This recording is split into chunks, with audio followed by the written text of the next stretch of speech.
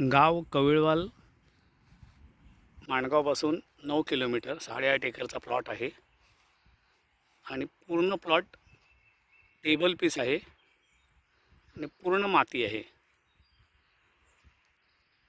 निसर्गाच्या सानिध्यातला सुंदर असा प्लॉट आहे.